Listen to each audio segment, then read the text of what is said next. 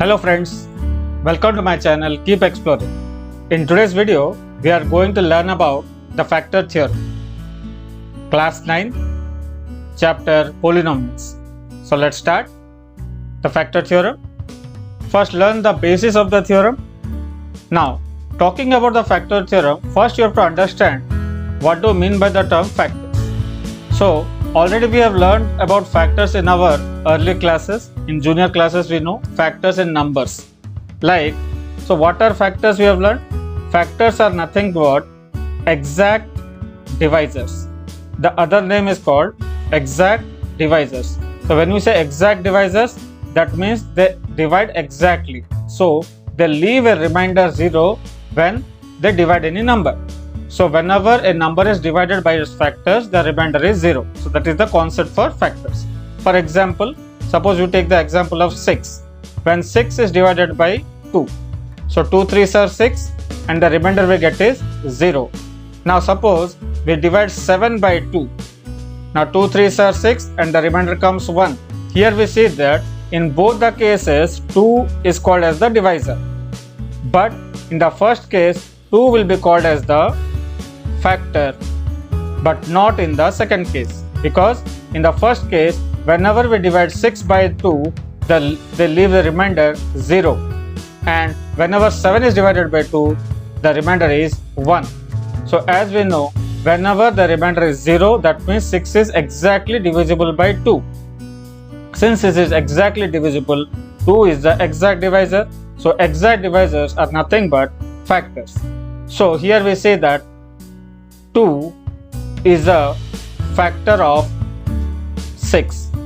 So you have to understand this one. So 2 is a factor of 6 because whenever we divide 6 by 2, it leaves no remainder. So here we get the remainder as 0. So here one more concept you have to remember. If 2 is a factor of 6, then 6 is a multiple of 2. So if 2 is a factor of 6, then 6 is a multiple of 2. So here, just one thing you have to remember, factors are the exact divisors when we divide it by a number. So when a number is being divided by the factor, so they leave no remainder. So the remainder is 0. If the remainder is 0, then the divisor will be called as the factors. So let's see here. Now for polynomials. Now the same concept will follow for polynomials. So in place of numbers, we'll use some polynomials. For example, P of x is divided by, let it be a polynomial G of x. So P of x is being divided by G of x. We get a quotient, there will be a quotient and there will be a remainder. So whenever a polynomial P of x is divided by G of x, there is a quotient Q of x and leaves a remainder R of x. So here we can write P of x is equals to G of x multiplied by Q of x plus R of x. So this one we have learned in our division algorithm, that is dividend equals to divisor multiplied by quotient plus remainder. Now here let us divide P of x by a linear polynomial x minus a. So in place of G of x, I am using x minus a. So if I divide P of x by x minus a, so let there be a quotient Q of x and a remainder R of x. But here we see that whenever P of x is divided by x minus a, by remainder theorem. So by remainder theorem, we have learned that whenever a polynomial P of x is divided by x minus a, the remainder that we get is P of a. So here we can say this R of x is nothing but P of a. So here we can say P of x when divided by x minus a, we get the remainder is P of a. So this division algorithm we can write it like P of x is equals to x minus a multiplied by Q of x plus P of a. So in place of G of x, we have written x minus a. We have taken the divisor as x minus a and in place of r of x, we have written p of a by the remainder theorem. So whenever p of x is divided by x minus a, the remainder is p of a. Now using this statement, we will see the factor theorem. So here the factor theorem states that if p of x is a polynomial of degree n greater than 1, suppose it is a polynomial of degree greater than 1 and a is any real number, then x minus a will be a factor of p of x if p of a is 0 and p of a is 0 if x minus a is a factor of p of x. So let me repeat again. If p of a is 0, then x minus a is a factor of p of x, and if x minus a is a factor of p of x, then p of a is 0. So let's see the proof of this theorem. So the first statement says if p of a is 0. So we already know p of x is written as x minus a multiplied by q of x plus p of a. This one I got whenever we divided p of x by x minus a, we got this statement. So x minus a is the divisor, q of x is the quotient, p of a is the remainder.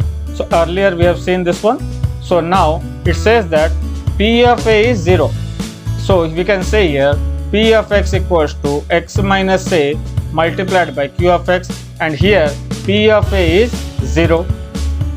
So here we can say, so p of x equals to x minus a multiplied by q of x. So here we say that p of x is written as x minus a multiplied by some polynomial, let it be anything. So here we can say p of x is a multiple of x minus a, or in the reverse we can say x minus a is a factor of p of x. So here you can see if p of x is a multiple of x minus a, then x minus a is a factor of p of x. It is same as this one. So as I said, 6, if 6 is a multiple of 2, then 2 is a factor of 6. If 6 is a multiple of 2, then 2 is a factor of 6. Similarly, if p of x is a multiple of x minus a, then x minus a is a factor of p of x. So that's the first statement.